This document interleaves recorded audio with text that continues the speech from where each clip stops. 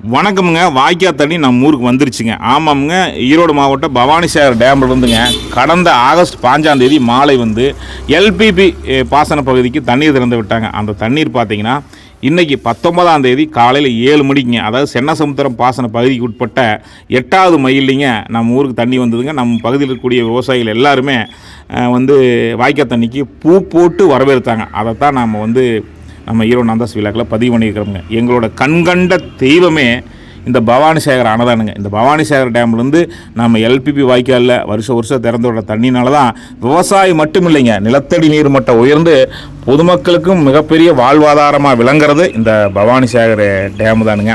இப்போ பார்த்தீங்கன்னா கடந்த 2 மாதமாகவே நம்ம பகுதியில் பார்த்திங்கன்னா கடுமையான வறட்சி நிலவுதுங்க. திறந்தவெளி கிணறு, ஆழ்குழாய் கிணறுலாம் தண்ணி இல்லைங்க. இதனால் பயிர் செய்யப்பட்டுள்ள கரும்பு, மஞ்சள், வாழை, தென்னைன்னு சொல்லிட்டு ஏராளமான பயிர்கள் கருகிட்டு இருந்ததுங்க. விவசாயிகள் பவானிசாகர் டேமிலிருந்து எல்பிபி பாசன பகுதிக்கு உயிர் தண்ணி கொடுக்கணும்னு சொல்லி போராடி வந்தாங்க. இதை ஏற்ற தமிழக அரசு கடந்த ஆகஸ்ட் 5ஆம் தேதி அன்னைக்கு சாயந்தரம்ங்க தண்ணி நீக்கி விட்டாங்க. 15, 16, 17, 18, 19ஆம் தேதி நம்ம ஈரோடு மாவட்டம்ங்க சிவகிரி பகுதியில் இருக்கக்கூடிய பொரசமேட்டு பகுதியில் பெரிய வாய்க்கால் போகுது. இந்த பொரசமேட்டு பகுதியில் போகக்கூடிய எல்பிபி வாய்க்கால் மெயின் வாய்க்காலுங்க. நம்மளது இந்த மெயின் வாய்க்கால் தண்ணி கடந்து போச்சுங்க. நம்மளுடைய ஒரு மனிதனோட வாழ்வியில் மிகப்பெரிய பங்கு இந்த தண்ணீருங்க. இந்த நீர் மேலாண்மைங்கிறது மிக மிக முக்கியமான ஒன்றுங்க. இந்த நீர் மேலாண்மைங்கிறது எங்கள் பகுதியில் பார்த்திங்கன்னா நம்ம ஈரோடு, திருப்பூர், நம்ம கரூர் 3 மாவட்டத்துக்கு மிகப்பெரிய நீர் ஆதாரம், நீர் மேலாண்மைன்னு பார்த்திங்கன்னா நம்ம எல்பிபி வாய்க்கால் தானுங்க. ஆண்டுதோறுமே ஆகஸ்ட் 5ஆம் தேதி அன்றைக்கி வருஷம் எங்களுக்கு தண்ணி நீக்கி விடுவாங்க. இந்த வருஷம் பார்த்திங்கன்னா தண்ணி ரொம்ப கம்மியாக இருந்ததுங்க. அதனால் பார்த்திங்கன்னா தண்ணி நீக்கி விட மாட்டாங்க அப்படின்னு சொல்லிட்டு ரொம்ப பயமாக இருந்ததுங்க. ரெண்டாவது என்னென்னு பார்த்திங்கன்னா உயிர் தண்ணியாவது தண்ணி போதுமான தண்ணி இல்லைங்கிறனால கண்டினியூவாக தண்ணி விட முடியாதுனாங்க.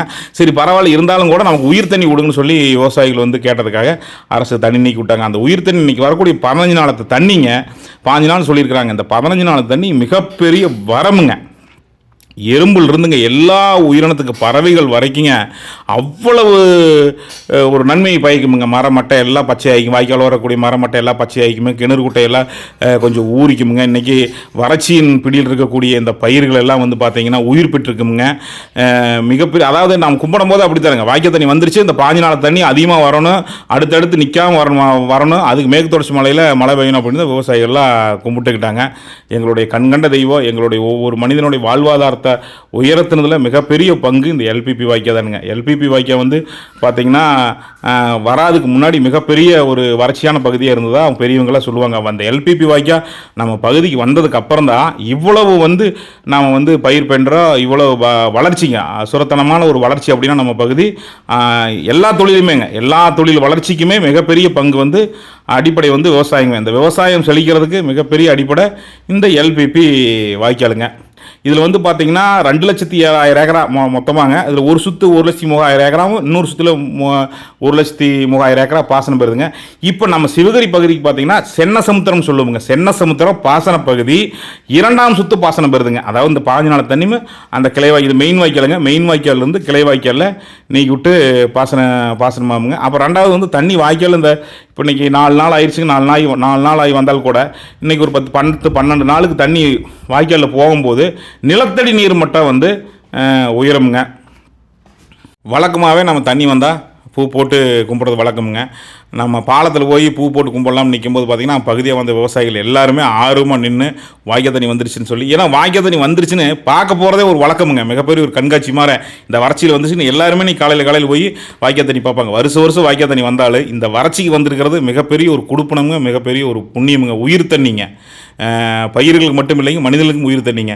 இப்போ குறிப்பாக பார்த்திங்கன்னா நம்ம ஒரு எடுத்துக்காட்டுக்கு பார்த்திங்கன்னா எல்பிபி வாய்க்கால் போகுதுங்க. எல்பிபி வாய்க்கால் சிவகிரி டவுனுக்கு கிட்டத்தட்ட ஒரு 1.5-2 கிலோமீட்டர் அளவுக்கு இருக்குங்க. இந்த 2 கிலோமீட்டர் அளவுக்கே பார்த்தீங்கன்னா இப்போ மக்கள் பயன்பாட்டில் போர் போட்டிருக்காங்க இல்லைங்க, அந்த ஆழ்துளை கிணறுல தண்ணீர் இல்லைங்க. தண்ணீர் கிட்டத்தட்ட ரொம்ப கீழே போயிடுச்சுங்க. அவங்களுக்கும் விவசாயிகளுக்கு மட்டும் இல்லைங்க, இந்த எல்பிபி வாய்க்கால் எல்லாத்துக்குமே ஜனரஞ்சகமாக எல்லாத்துக்கும் பொதுவானதுங்க. இதில் வாய்க்கால் தண்ணி போகும்போது மிகப்பெரிய குடிநீர் ஆதாரமாக விளங்குதுங்க. எல்லாருமே ஆர்வமாக நின்று, விவசாயிகள் பொதுமக்கள் எல்லாருமே நின்று நம்ம வாய்க்கால் போன தண்ணிக்கு பூ போட்டு வணங்கினது தான் நம்ம ஈரோடு நந்தா விழாக்கில் பதிவு பண்ணியிருக்கிறோமுங்க. இப்போது இது மெயின் வாய்க்காலுங்க. மெயின் வாய்க்கால் ஒட்டி இருக்கக்கூடிய குறிப்பிட்ட தூரத்துக்கு கிணறுகள் எல்லாமே நனைஞ்சிக்குமுங்க, தண்ணி நல்லா ஊறிக்குமுங்க. அதே மாதிரி கிளை வாய்க்கால் மூலமாக போய் தோட்டங்களில் பாயும்போதும் கூட ஒரு 10 நாளைக்கு பாயும்போது கூட காடுகளில் கொஞ்சம் குளிர்ந்ததுன்னா நம்ம மோட்டர் இப்போ மோட்டருக்கு கிட்டத்தட்ட வந்து தினம் ஒரு 1/2 மணி நேரம் 1 மணி நேரம் ஓடுற அளவுக்கு தான் இருக்குதுன்னு வச்சுங்களேன். அந்த மோட்டர் தண்ணி நம்ம இறைக்காத விட்டோம்னா கொஞ்சம் கிணறு காயாது இருக்குங்க. இன்னொரு ஒரு 10-20 நாளைக்கு வந்து தண்ணி நின்னாலும் கூட ஒரு மாதம் வரைக்கும் சமாளிக்கலாமுங்க. இப்போ அறுவடைக்கு தயாராக இருக்கக்கூடிய நிறையா மரவள்ளிக்கிழங்கு, நம்ம கரும்பு குறிப்பாக வந்து கரும்பு தான் நிறையா அறுவடைக்கு தயாராக இருக்குதுங்க. அந்த அறுவடைக்கு தயாராக இருந்த கரும்பெல்லாம் காஞ்சிக்கிட்டு இருந்தது. அதுக்கெல்லாம் மிகப்பெரிய ஒரு வரமுங்க இந்த தண்ணிங்க. இப்போ தண்ணி வரும்போது பார்த்தீங்கன்னா இந்த பகுதி நம்ம டாப்புன்னு வட்டார வழியில் சொல்லுவோம். இப்படி மண்ணரிப்பு தடுக்கிறக்காக கட்டியிருப்பாங்க. இதில் வந்து செத்தை கட்டிக்குங்க. ஏன்னா முதல் தண்ணி வரும்போது அதிகமாக செத்தை வரும்போது குப்பை கோலமெல்லாம் அடிச்சுக்கிட்டு வருங்க. அதை எடுத்து விட்றதுக்கு கூட ஜேசிபி வந்துக்கிட்டே இருக்குங்க. இந்த சந்தில் அடிச்சிக்கிச்சுன்னா தண்ணி தேங்குமுங்க, வாய்க்கால் முறிக்கிறதுக்கு வாய்ப்பு இருக்குது. அதனால் தண்ணி தேங்காமல் இருக்கணுங்கிறக்காக கூடவே அந்த ஜேசிபி வந்துக்கிட்டு இருக்குங்க.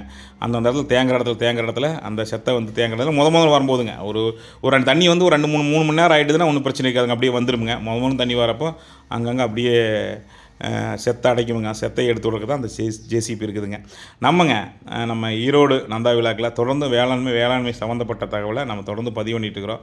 யூடியூப்பில் பார்த்தீங்கன்னா சப்ஸ்கிரைப் பண்ணி பெல் ஐக்கானை கிளிக் பண்ணி வச்சுங்க. ஃபேஸ்புக்கில் பார்த்தீங்கன்னா லைக் பண்ணி ஃபாலோ பண்ணுங்கள், ஷேர் பண்ணுங்கள், ஸ்டேட்டஸ் வைங்க. குறிப்பாக எல்பிபி வாய்க்காலில் தண்ணி வந்ததை உங்கள் பகுதி விவசாயிகள் நிறைய பேர் பார்த்துருப்பாங்க. பார்க்காதவங்க பார்க்கவும் நினைப்பாங்க. என்னதான் ஒரு வருஷம் பார்த்தாலும் கூட இது ஒரு அருமையான காட்சிங்க, அற்புதமான காட்சி.